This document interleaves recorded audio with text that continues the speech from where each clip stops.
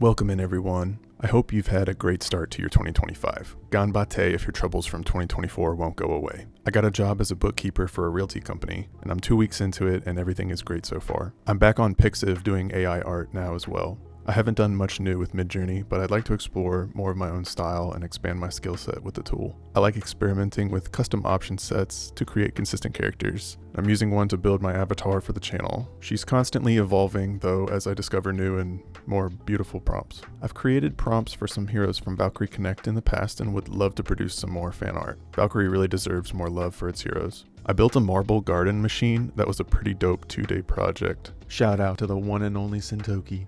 I also have a puzzle box to solve and 2 build projects, including a Kitty Hawk aircraft carrier and a wooden trebuchet. Let's get into some anime from last year. My favorite anime from 2024 is Dan. It is just a top-notch show. Creepy Nuts dropped the spiciest OP banger that I've heard in years. The artwork is beautiful, the animations are clean, the music is bangers only, and the characters are full of energy. Wistoria, Wand, and Sword. I was absolutely blown away. The art style is so crisp, and it explores the world of magic in an interesting way. Blue Box. I thought it was alright. I think the MC does not deserve the main girl. That boy needs to learn to step up. Shangri-La Frontier. This was quite an enjoyable and fun adventure. This genre has really evolved since SAO, huh? I was rooting for our Birdman by the end of it though. Frieren? Absolutely amazing. I cannot skip giving this show its moment to shine. There were some intensely powerful scenes throughout the show. Kengan Ashura. This is one of those badass fighting tournament style shows. I'm sure you've seen them. This one had a cool style and a likable MC. It was brutal and satisfying. Alright, enough anime, let's jump into some shows. Arcane Season 2. This is a top show. What else is there to say? But it dang well better have been too. Do y'all know how much money they dropped into this one? The most of any animated show ever made. It better have hit the top or they'd have lost some real money. My only gripe with this season was it felt like more things were done off screen. Sometimes the information gaps between scenes was a bit lacking. Honestly, Riot should just fully move into the animation and music industries and let whatever that game that they were known for sit on the shelf. Also, they brought gacha skins into League, and they're trying to sell people multiple $100 limited FOMO-inducing content, even after the Ari disaster. Shame. Get them out of here. Squid Game Season 2. Honestly, it's just alright. I was a huge fan of the first season, but by 3 hours into this, you pretty much get how the rest of the season will go. The intrigue is lost once the reveal at the end of episode 3 happens. Also in this scene, MC is moving. He should have gotten popped. The show could have ended right there. Whatever they are cooking for season 3 will have to deliver, if I even care to watch it at all. The cast was not likable.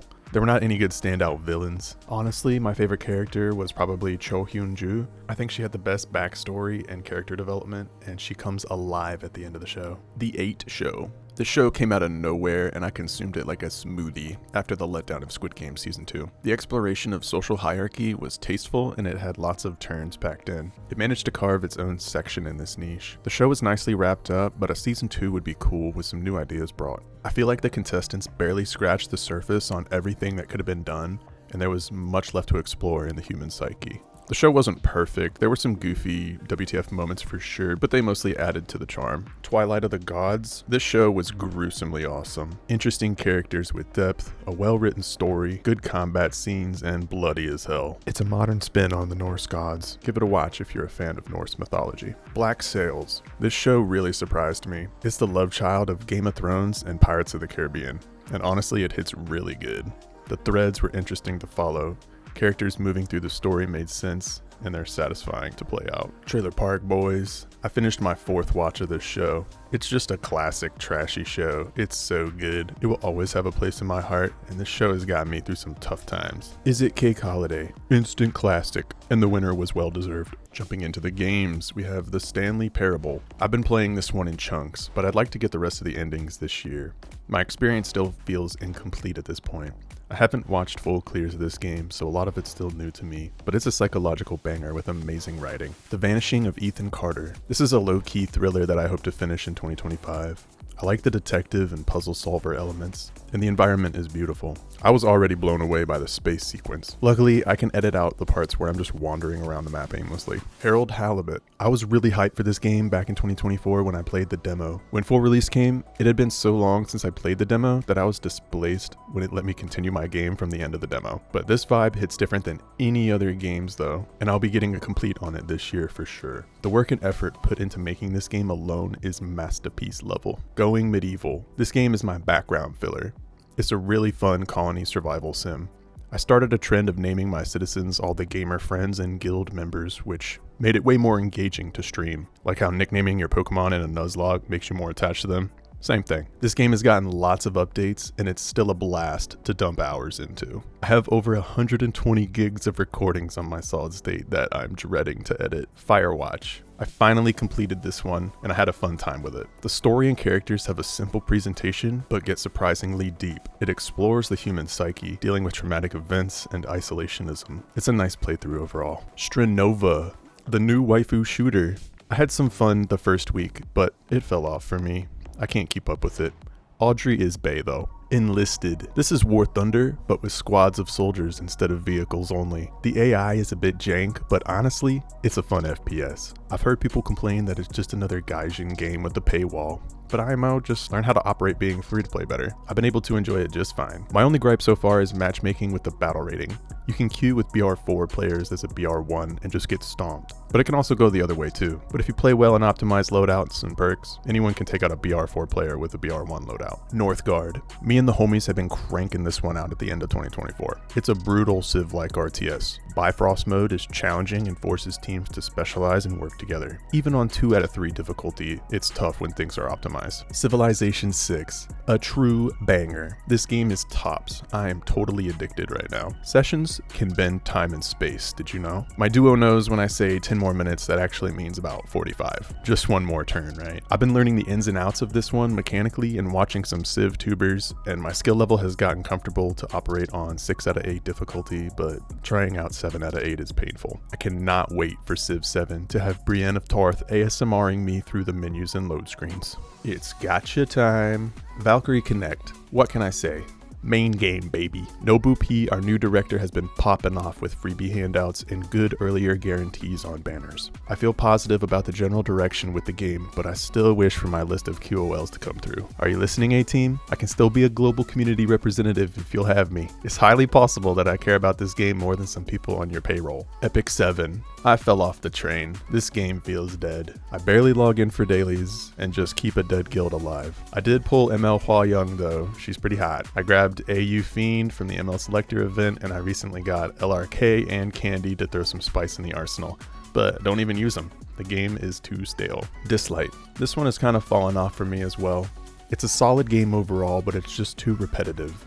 There have been fun events in the past, but nothing keeps me playing other than guild battles and occasionally getting a new hero. Otherwise, Ana is best girl and you cannot change my mind. Fire Emblem Heroes. I just recently re-downloaded this to get free summons and collect waifus for no reason. It was really enjoyable back in its first year, and I played this daily for a long time when Pokemon Go was new. Infinity Nikki. Call me a weeb or whatever you need to, but this game is fantastic. I'm dabbling in this one a bit more daily and I've started to get into the story progression. Also, Nikki is drop dead gorgeous. How are you gonna complain with that? She's my own dressed up darling. I love the photography in this game. The system is really fleshed out. I will amass a screenshot collection soon enough. Girls Frontline 2. I gave this one a shot since I enjoyed the first one for a few years, but this game does not hit the same. In fact, I've autoed the first 3 chapters once auto was available and did not connect to anything at all, and I do not enjoy the leveling and interactions with the girls. I enjoyed the T-Doll production from the first one, but they've replaced that system with the same old gacha banners that you see everywhere else. Lame. Honkai Star Rail. I've pushed the story up to insert spoiler here fight in Penacony, but dang is it punishing. I could progress on casual mode, but why bother at that point? I'll just wait and sit here at my new story wall while I build my newest additions to my arsenal. Zenless Zone 0. I am trying to push more story in this game, but it's the least enjoyable part about it. I dislike how disjointed the story, exploration, and combat portions of the campaign feel. I think they're poorly organized. The combat is absolutely the best aspect of the game though, but the grind has you going around tons of places for not really much to do. It all feels so segmented. Maybe late game feels better against the hard boss challenges. Withering Waves. I've pushed most of my account up to level 80. My engine was really strong in the early months, but fell off after the Black Shores. I will check out Renacita at some point, cause the new content looks pretty sick. Genshin Impact. I re-downloaded this just to get free logins while I wait for the Raiden Shogun banner to rerun. Waifu for Laifu. Thanks for coming with me through this journey through my 2024. This is my formal adieu to last year and will keep my momentum strong in 2025. I have big plans for my channel this year and want to hear back from y'all. I know the vast majority of my audience is here for Valkyrie Connect, but as you just heard, I dabble in pretty much anything and I'll try out games on a whim if they spark enough interest. To everyone still watching the video, I'm giving you a shout out. You are the best. I put a lot of time into my edits and there's a handful on my YouTube journey that I'm really proud of. Let's grow to 1,000 subscribers so I can become a YouTube partner and implement more features on my Discord. I'm building a community of anime, games, and gacha. I think I can hit this goal by June of this year. Seems pretty realistic. I will be getting a complete set of 2025 Valkyrie Connect guides out, and I would like to start making short form content for certain battles and events as well. Thank you all so much for tuning in, and until next time everyone, Foots out. Cheers.